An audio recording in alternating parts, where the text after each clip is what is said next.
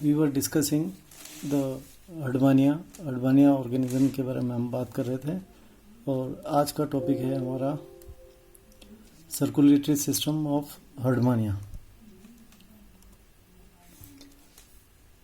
Herdmania में close type का circulatory system होता है और हमने पहले बात करी थी कि इसमें काप्स ब्लड का जो कलर है वो कलरफुल नहीं मिलता है। ब्लड जो है वो कलरफुल नहीं मिलता है क्योंकि इसके अंदर हीमोग्लोबिन नहीं पाया जाता। डिफरेंट टाइप की काप्सल्स पाई जाती है और ब्लड का कलर अलग अलग कलर का पाया जाता है, पर इसमें हीमोग्लोबिन नहीं मिलता है। हार्ट का देखें तो यू शेप का हार्ट होता है और इसमें किसी तरह का स्पंदन या कॉन्ट्रैक्शन या जो हमारे अंदर क्रमाकुंचन गति होती है या हमारे अंदर पेरिस्लिसिस होती है, वो इस तरह की पेरिस्लिसिस हर्डमानिया के अंदर नहीं मिलती है। हर्डमानिया का हार्ट के अंदर स्पंदन होता है और इसको ये एक ट्यूब लाइक स्ट्रक्चर है।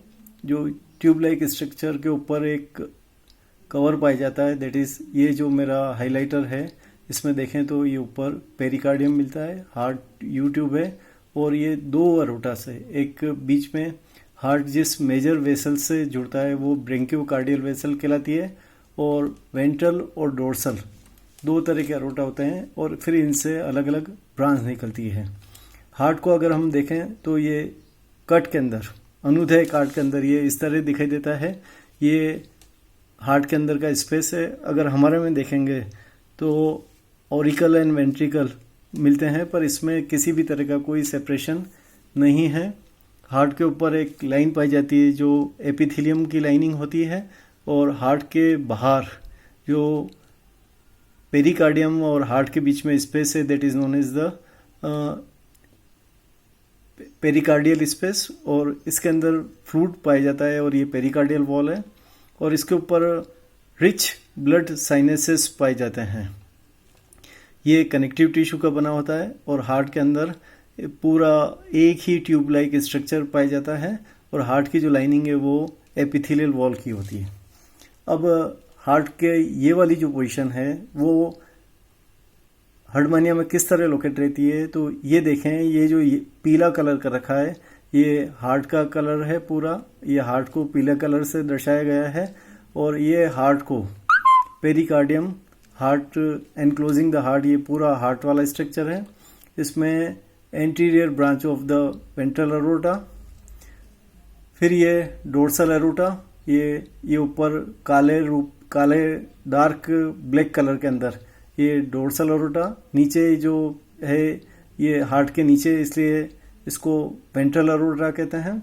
फिर इनसे जो निकलने वाली ब्रांच है वो ब्रेंकियो विसरा में जाती है इसलिए इसको ब्रेंकियल विसरल कहते हैं। और जिस ऑर्गन में ये जाती है, जहाँ स्टिग्मेटा में गई, फेरिंग्स में गई या इसोफेगस में गई तो राइट गोनेड में जाएगी तो उसी हिसाब से राइट गोनेडियल वेसल्स, अगर इसोफेगस लेफ्ट इसोफेगस में गई तो लेफ्ट इसोफेगस वेकल्स और वेंट्रल अरोटा ये posterior branch of the ventral aorta, दो ब्रांच हो जाती है। और वेंट्रल ब्रांच के अंदर, वेंट्रल के अंदर नीचे की तरफ अगर देखें तो ये मेजर वेसल जा रही है, फिर इससे खूब सारी छोटी छोटी ब्रांचेस निकलती है। तो posterior branch of the ventral aorta, ये मेन वेंट्रिकुलर इंटेस्टाइनल, ये इंटेस्टाइन को जाती है इसलिए वेंट्रो इंटेस्टाइनल।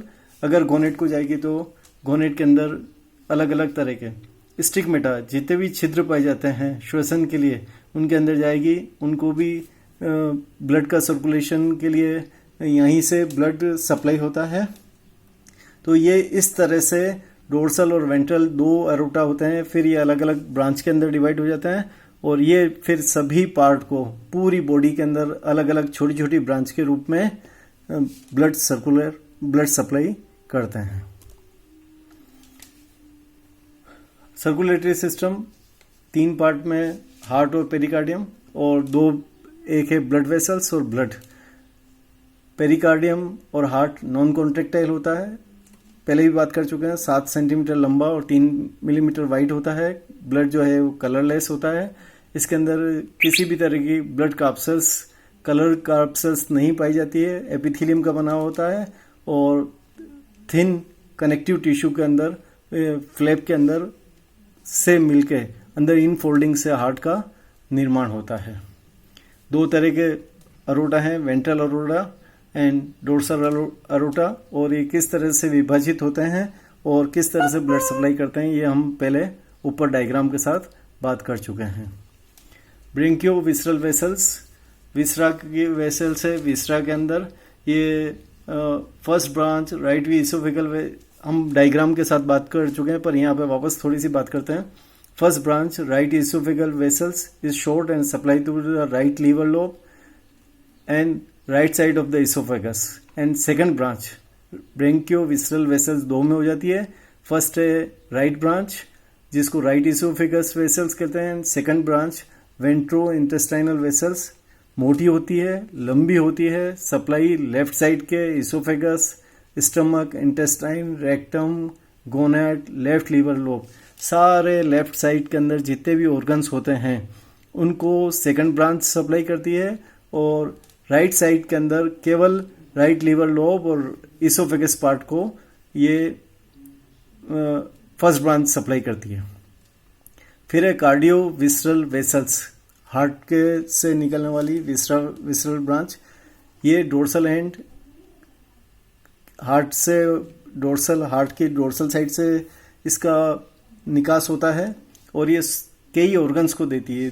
ये आगे जाकर राइट हिपेटिक वेसल्स और लीवर लोब के अंदर जाती है। इसोफेगस टेस्ट वेसल जो इसोफेगस और टेस्ट को सप्लाई करती है और यहाँ से ये कई छोटी छोटी ब्रांचेस के अंदर हो जाती है जो आगे जाके एट्रियल साइफन को सप्लाई करती है। Middle branch of the left gonadial vessels passes oblique into the left gonad को सप्लाई करती है। और एक dorsal intestinal vessels left liver lobe को सप्लाई करती है। स्टमक को, इंटेस्टाइन को, गैस्ट्रिक वेसल्स को, स्टमक की डोर्सल वॉल को, डोर्सल टेस्ट वेसल्स को cardio visceral vessel blood supply करती है। ब्लड कुछ हल्का सा लालिमय होता है, लाल रंग लिया होता है, ट्रांसपेरेंट होता है, hypertonic to the sea water. इसकी सांद्रता समुद्र के पानी की सांद्रता से ज़्यादा होती है। कुछ अमीबाइड ल्यूकोसाइट इसमें पाए जाते हैं। 6 से 7 तरह के ब्लड कार्पसेल्स पाए जाते हैं। न्यूक्लियस नेफ्रोसाइट्स पाए जाते हैं। साइटोप्लाज्म पाया जाता है। इसका colour orange, yellowish brown, yellowish green, पर कभी भी लाल नहीं होता है। सर्कुलेशन, जो डिफरेंट तरह की ब्लड वेसल्स हैं जो डोर्सल और वेंट्रल पार्ट के अंदर जाती है, वहाँ से ब्लड सप्लाई करती है। आर्टरीज एंड वेन चेंजेस, कुछ आर्टरीज और वेन के अंदर reverse flow of blood occurs periodically. कुछ समय एक डायरेक्शन में बहता है और कुछ समय वापस रिवर्स डायरेक्शन में बहता है टाइम के हिसाब से, कुछ टाइम के गैप के बाद में। इससे क्या होता है, heart beats ventrodorsally, it pump oxygenated blood.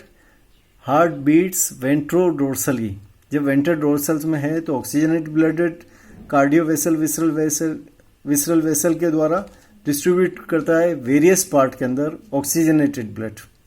And deoxygenated blood from the viscera is collected by the branchio visceral vessels. Ventro एक तो है जो फर्स्ट ऑक्सीजनेटेड ब्लड है वो इसका वेंट्रोडोर्सली पंप करने के कारण होता है, और जो डीऑक्सीजनेटेड ब्लड है वो ब्रेंकियो विसरल वेसल के अंदर पास करता है और dorsal aorta to finally reach into the transverse branchial vessels for the oxygenation. During reversal phase the deoxygenated blood collected through the cardiovisceral vessels from viscera is pumped into the ventral aorta. Ventral aorta के अंदर जितना भी deoxygenated blood है जिसमें oxygen नहीं है वो ventral aorta में इकट्ठा हो जाता है और ये ट्रांसवर्स ब्रेंकियो फेरिंजियल एंड सब टेंटिकुलर एंड द टेस्ट वेसल्स से। ये सब ब्लड इसके अंदर आ जाता है, कहाँ पर? वेंट्रल एरोटा के अंदर। अब ब्लड नाउ गेट्स ऑक्सीजनेटेड। जब ब्लड ऑक्सीजनेटेड हो जाता है हार्ट के अंदर, is collected by the dorsal aorta. जो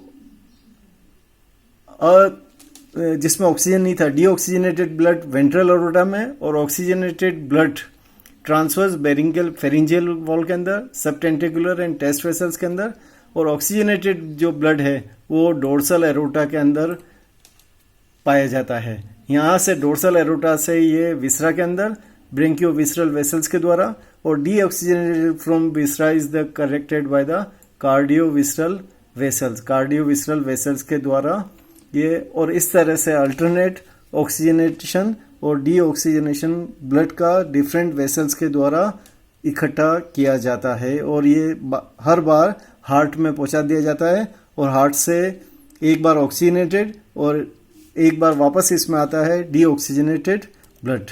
थैंक यू।